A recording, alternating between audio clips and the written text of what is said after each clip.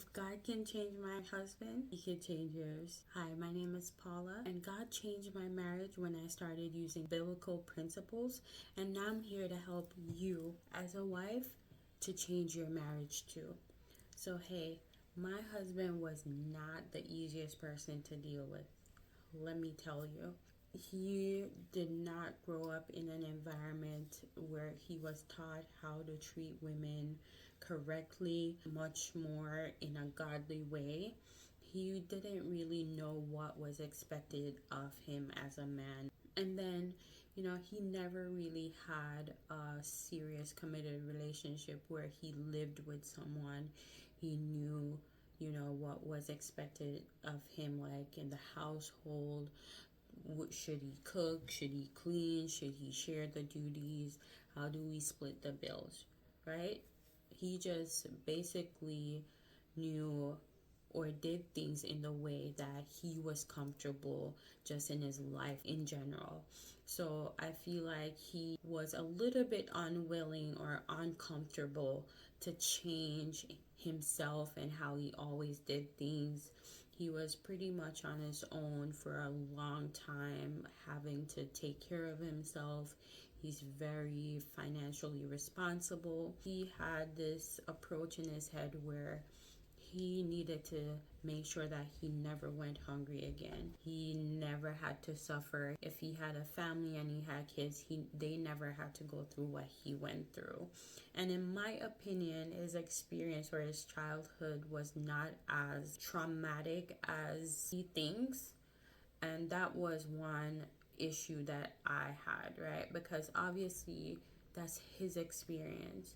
I can't compare his experience to mine or to anyone else. If it's traumatizing to him, no matter how good I thought he had it, it was unfair of me to basically disregard his past and how he perceived it. That's something that I learned in my journey of just accepting him for who he is, appreciating his experiences, and basically trying to understand from his point of view why he sees the world or approaches the world that he did. And that kind of came with me wanting to become more of a godly wife and seeking out godly principles. So, the Bible stresses for us to be selfless. It's not just in marriage, but in the kingdom. We're told to serve each other, to love each other, and to give more than you look to receive.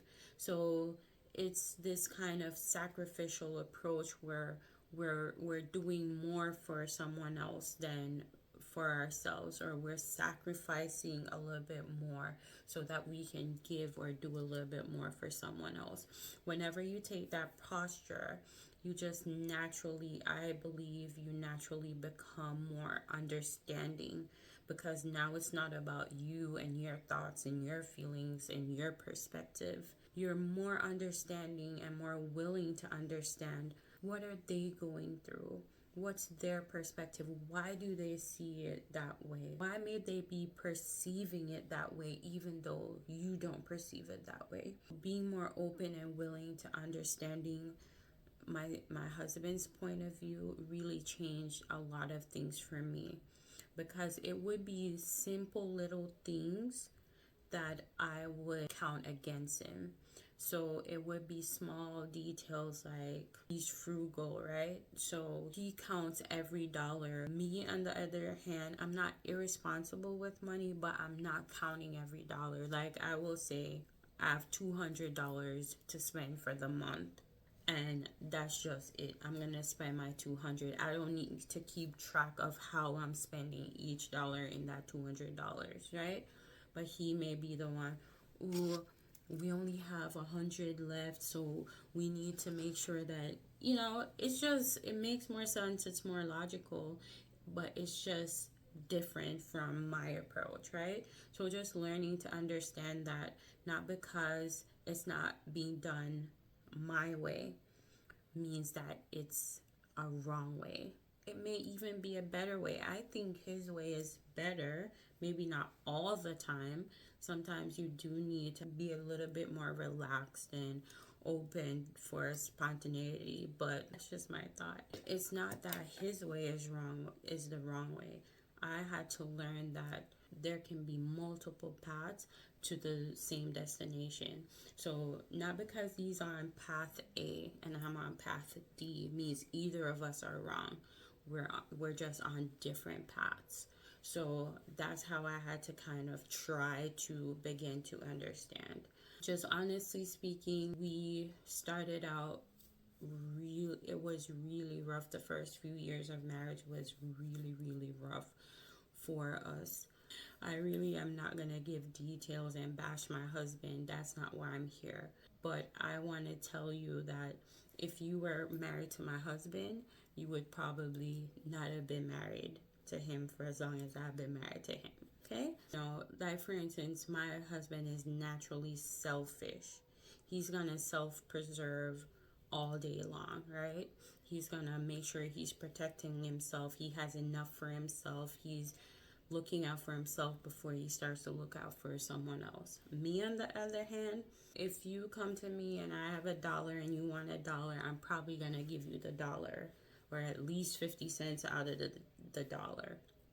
Like, I just have this spirit of giving, and it's not wrong. Obviously, giving is good. It's just that it's not always the wisest thing in every situation, because people tend to take advantage of that.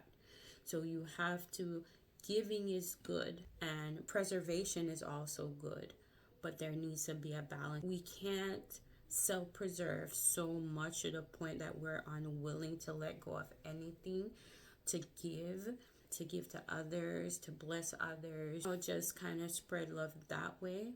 But you can't be so giving where you give to the point where you have nothing for yourself. And so I started to see his need to self-preserve and my willingness to give became complementary, because now I can, in a loving and gentle way, encourage him to give a little bit more. If your family needs some help, it's okay if you may not be able to give them everything that they need, but it's also okay to give a little, give something, like your fear of losing everything and your fear of having nothing cannot overcome our mandate as Christians to give unto others, to bless the poor, to loan to the borrower, right? Those are things that we have to do as Christians, because God just favors us when we do those things.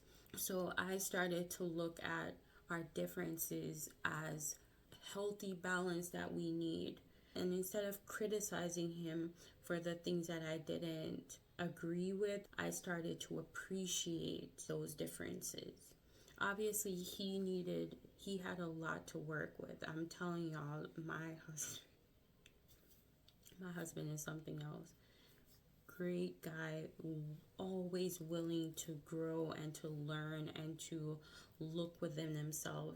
And that is a thing that I think kept us together for so long, because I would get so frustrated and so fed up, and I'd be so done where I just wanted to check out. But he kind of, in a loving way, wouldn't let me. After the fact, he was always willing to hear me out, take what I had to say, take my critique, I guess, for lack of a better word right now, but take what I was communicating that I needed, my needs, my wants, based on what I was telling him, and he would try to grow. He would try to do better. He would just always be trying. We, for a long time, were stuck in the cycle of him messing up, trying to be better, messing up, trying to be better.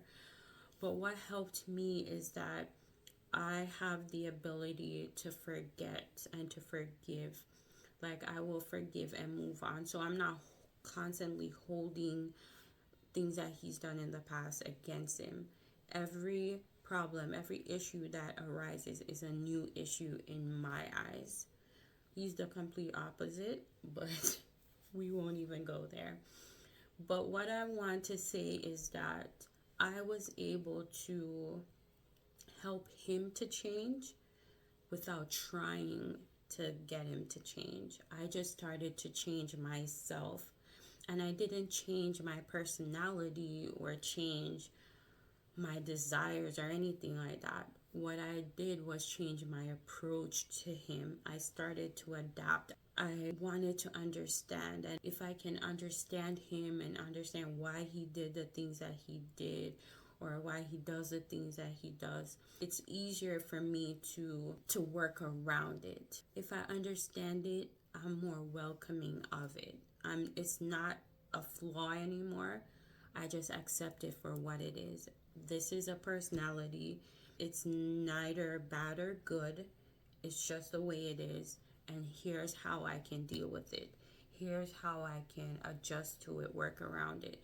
And when he began to see me adjust to him and work around, he would ask me questions. Like, he knows the journey I'm on. He knows when I started. He could see the difference, and he really, really admires that. And it's just pushing him to be better in a way that I never could, by telling him he needed to change or pointing out all the things he needed to change or constantly talking about his flaws. When I did that, he just felt like I was beating him down, like he was just never good enough. And so I was getting nowhere. He wasn't feeling good. I wasn't feeling good. Neither of us were happy or fulfilled. But when I started to change myself and started just being better to him, nicer to him, even in anger, I decided I wasn't gonna call him any names. I wasn't gonna hit him with any low blows, demeaning, because, guys, I could get there. Okay, but I decided if I'm a godly woman, I have to be a godly woman. I have to be a godly wife. My fear of God is what drives me to be better. And I was at the point where I had to ask God, like, what am I doing wrong? How do I fix it? And he basically just pointed me to the word. See what the word says. Do what the word says. And see if it won't help. It almost immediately made a difference, but everything didn't change overnight. It was a gradual change, especially in my husband. For me, I kind of started implementing everything. I started studying the word and implementing. The Bible told us to submit to our husbands in everything. So I tried to do that. I tried to make sure that he's leader in every aspect of our lives. And leader doesn't mean because I have opinions. It doesn't mean I'm silent. It doesn't mean I don't get to have a say. I have opinions and I have strong ones. It's just that I'm okay with not having the last say. So I'm gonna argue for my point. This is what I want, or this is what I believe we should do, and these are the reasons why. I'm an attorney, so I'm gonna present my case. I present my case, present the evidence and the facts, and then I let him decide. Okay? That's how I approach it, and I encourage you to try it that way as well, because it's a biblical way. God does not want you to be silent. Your wisdom is necessary. Your voice is necessary. Your man needs it. You know he needs it. So it's not that you can't talk. Submission affects the way you talk, how you approach your conversations. You're respectful, you're being gentle and quiet and loving, and you're meek in your approach. You're not demeaning, you're not belittling, you're not embarrassing him, you're not talking down to him, name calling. You're just lovingly presenting your case, presenting all the evidence. You're fighting for your point, right? But if you do it so lovingly and so respectfully, almost always, because men don't even like to think, almost always they're gonna just be like, okay, babe, if it means so much to you. That's my experience anyways. But whenever you come at them with an attitude, and it's like, we're naturally as people, if you come at me offensively, I'm gonna come back with a defense, right? So we have to come at him in a way that he doesn't feel like he needs to defend himself. He just needs to respond. So if you can apply these simple little principles, which are centered around respect, honor, love, having a meek and gentle spirit, kindness, lovingness, is basically all the fruits of the spirit as a wife, and it's required of the husband as well. But remember, we're not pointing fingers, we're not trying to look at yourself, the woman in the mirror. You is who you can control. You can control how you react. You can control how you change. You can control how you adjust to him. If you want to affect his change, first start by changing. Okay? So that's all I have for you today. I love you guys, and don't forget to share this with another wifey who wants to level up her marriage using biblical principles. I love you guys so much, and I want to see you in the next video. Bye bye.